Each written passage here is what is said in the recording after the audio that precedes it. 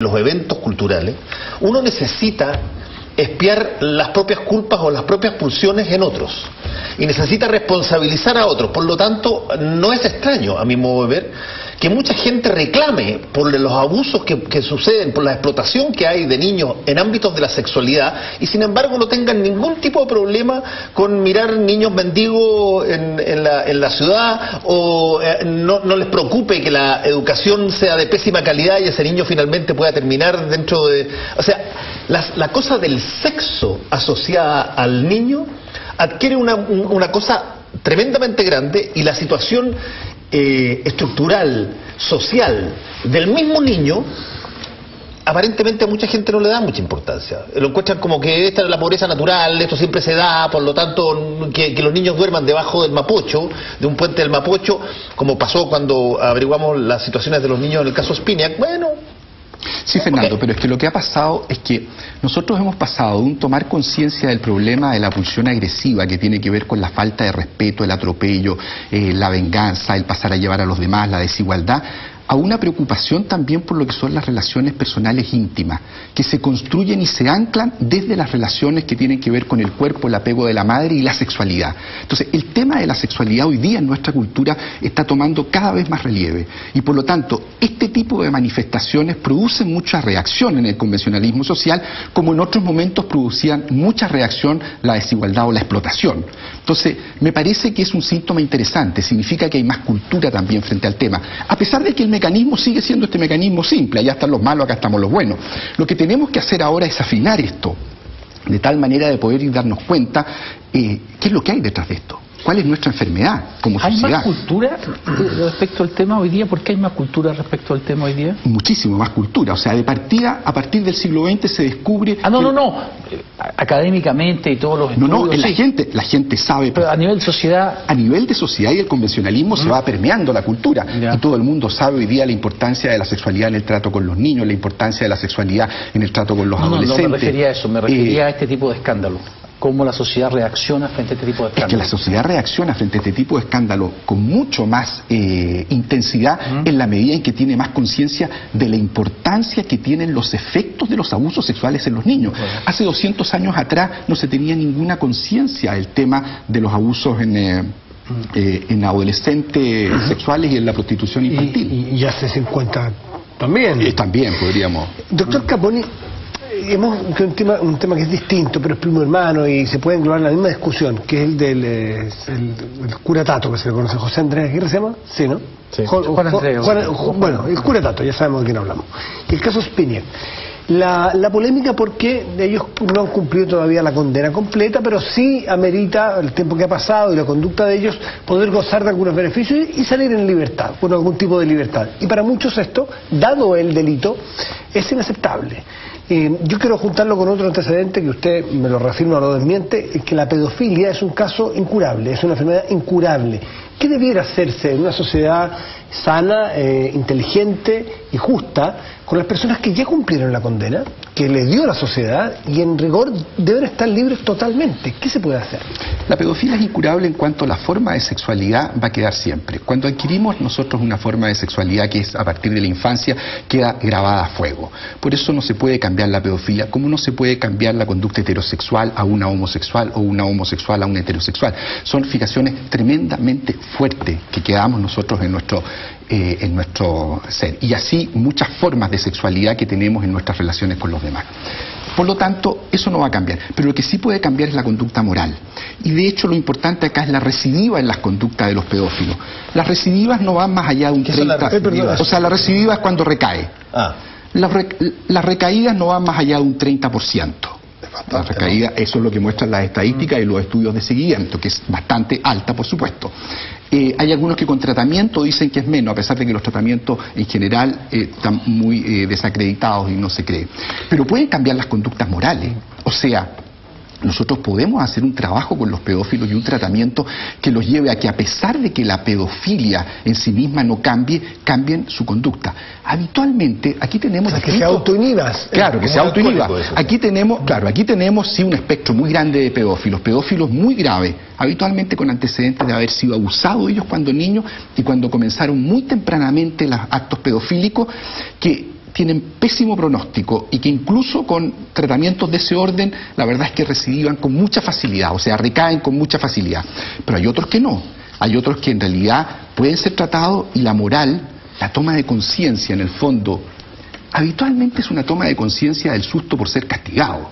No son personas que tomen conciencia en el sentido de la sana culpa, esto no lo voy a volver a hacer. Pero lo que quiero decir es que, obviamente, que hay alternativas.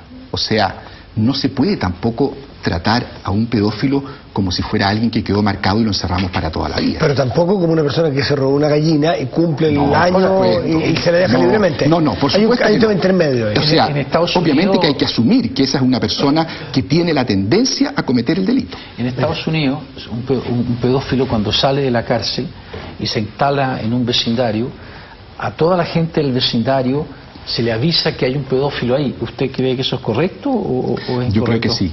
Yo creo que sí.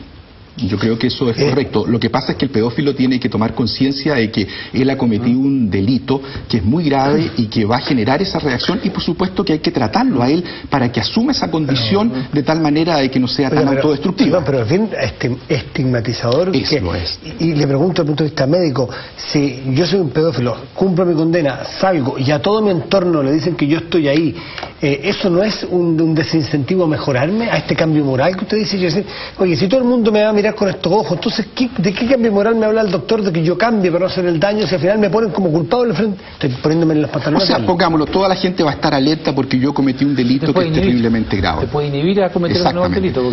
O sea, que ya te condenaron para siempre. Hay que tener presente la personalidad del pedófilo. El pedófilo es una persona cobarde. En general, él ha resuelto el tema de la agresión a través de sexualizarla con un niño. No es una persona agresiva, no es una persona de la cual uno pueda temer. Por lo tanto, y aquí es donde viene lo importante, el tema que previene de la pedofilia en los establecimientos educacionales y en el país es la educación. Un pedófilo en un establecimiento educacional en el cual hay educación sexual y sabe que la gente que lo rodea conoce cuál es el tema, se va. Perdón, esta histeria que se ha generado en algunas partes. En los colegios hoy día le dicen a las personas, mire, los niños chicos ya no van con una sola profesora al baño, van de a dos profesoras para vigilarse entre ellas. Ya no pueden entrar alumnos, adultos, incluso apoderados, que son apoderados hace 10 años de un colegio sin un sticker o sin una cosa que diga su nombre, casi como una mancha, para que no vaya a hacer cosas. No pueden pasar por determinados lugares. O sea, estamos pasándonos al otro lado, ¿no? O sea, lo que pasa es que la reacción que ha habido frente al tema no es una reacción sensata, ni las instituciones han asumido bien el tema como se debe. Este es un tema que no hay que apagar, no hay que andar apagando fuegos como los bomberos. O sea, este es un tema que tiene que hacerse a través de una buena educación sexual en los establecimientos educacionales. Pero la verdad es que el Ministerio tampoco cumple su rol. ¿Ricardo? O sea, para ser bien exacto, existe el tema de educar, el tema del abuso sexual, y para qué decir el tema de la sexualidad en la pubertad y el tema de la prostitución, es un tema en el que existen metodologías complejas. Hoy día no se saca nada con leer un panfletito o con asistir a una clase sobre el tema. Existen metodologías que hagan que el adolescente, el niño, se identifique en la situación y haga un cambio verdaderamente de lo que del tema que uno le está enseñando. Eso existen hoy día 7 centros de educación sexual en el país. El Ministerio, cuando han aparecido estos casos, dice, el 2 de agosto, el ministro Bayer dijo, nosotros estamos fiscalizando los colegios para que tengan un curso de educación sexual. Yo llamo a la directora de transversalidad del ministerio y le digo que me mande un folleto para saber cuál va a ser el procedimiento. Me contesta, la educación sexual no contempla ser fiscalizada por el ministerio. Entonces, los colegios no toman los cursos de educación sexual. Desde que se implementó esto hace 2 años atrás, yo creo que ni un 5% de los colegios han tomado los cursos de educación sexual, que es la única manera sensata de abordar este tema. No podemos generar psicosis, tenemos que enseñarle a los niños cuáles son las caricias adecuadas, de cuáles no son las caricias adecuadas, cuáles son las situaciones de peligro, de cuáles no son las situaciones de peligro, o vamos a crear niños paranoicos. Perdón, yo creo que hay una situación peor que se ha repetido a través de muchas situaciones. Entiendo que aquí también, en el caso de esta situación que estamos comentando, cuando una institución de protección al menor sabe con meses de anticipación que se está haciendo el seguimiento donde se cree que hay menores que están siendo forzados o explotados sexualmente, ¿cuándo interviene? ¿Espera que la PDI acumule un lote de evidencia y eso puede significar que los niños se están prostituyendo y están siendo prostituidos y están teniendo actos sexuales con personas mayores hasta que los pueda filmar, hasta que los pueda grabar, hasta que genere la cosa, o interviene automáticamente? Entiendo que en este caso habían 3 o 4 meses de que el CENAMA tenía perfecta conciencia de que se estaba haciendo esta investigación donde había menores involucrados. Porque eso requiere tener una conciencia clara y muy profunda del daño que se le hace a un puber, a un adolescente o a un niño a través de estos abusos sexuales. Como esa conciencia es débil, porque no existe la educación suficientemente profunda para que inmediatamente miremos esta situación con toda la urgencia que tiene, entonces se hace la vista gorda. Doctor, en una comida que estaba anoche con unos amigos, en algún momento salió el tema de los padres que tienen hijas de 13, 14, 15 años que andan por ahí. Y había una preocupación generalizada respecto yo no estaba en tu comida, lo que digo es que yo tengo hijas de esa... No te invitamos porque no merecía. Por razones obvias. Y había preocupación de que es un hecho la causa, los padres tienen la sensación de que ya no tienen mucho control sobre sus hijos, no tienen control sobre las niñas, saben vagamente que las niñas de pronto se involucran en manoseos brutales, feroces, o sea, mucho más que el toqueteo, digamos, de la época en que yo era cabro chico y el toqueteo era casi infantil. No, masivo, a veces también incurren en actos sexuales. Y usted mencionaba que es muy jodido que un niño entre en relaciones sexuales tan tempranamente, no tan maduro. Esto significa entonces, perdona, ahí te están llamando, por favor no me nombres, por favor no me nombres, no estuve en tu comida. Esto significa entonces de que estaríamos en nuestra sociedad por lo menos sembrando una especie de cataclismo, porque la verdad es que hay muchas jovencitas de 13 o 14 años que ya como cosa natural tienen sexo con su amigo, a veces un sexo muy casual, en una fiesta y después nunca más te vi. ¿Y cómo lo ve usted eso? Como un tema muy serio. Y este es un tema de educación. Porque la adolescente que tiene sexo sin estar preparada mentalmente para comprender la experiencia profunda que tiene ese encuentro sexual, va a tener una experiencia que la va a ir disociando. Este es un tema que usamos mucho los psiquiatras. La va disociando en el sentido de que por un lado va el placer sexual y por otro lado va la afectividad. El problema es que una sexualidad disociada, en la cual los hombres somos mucho más campeones en ese estilo que las mujeres, esta sexualidad disociada lleva a que posteriormente tengamos una dificultad muy profunda de poder erotizar el mundo interno del otro. Esto es muy interesante. El ser humano es capaz de ser fiel, mantenerse con una pareja por muchos años y tener una sexualidad creativa cuando erotiza el mundo interno del otro, porque ahí hay muchos flecos, o sea, cuando erotiza la personalidad, los momentos vividos, los afectos compartidos, todo lo que los une.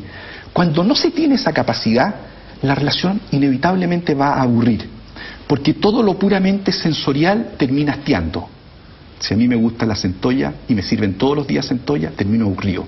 Si yo me vinculo sexualmente solamente desde el placer sensual, no voy a tener la capacidad de mantenerme fiel con la misma persona, porque obviamente me va a aburrir a través del tiempo. ¿Para qué decir si con el paso de los años se va bajando, ¿no es cierto? Entonces tenemos temas sexuales muy profundos acá, y que tienen que ver entonces con la salud mental de la población, con la calidad de vida futuro, y tienen que ver con un tema importantísimo, con la inteligencia emocional. La capacidad de postergar la satisfacción del impulso sexual, agresivo o adictivo es lo que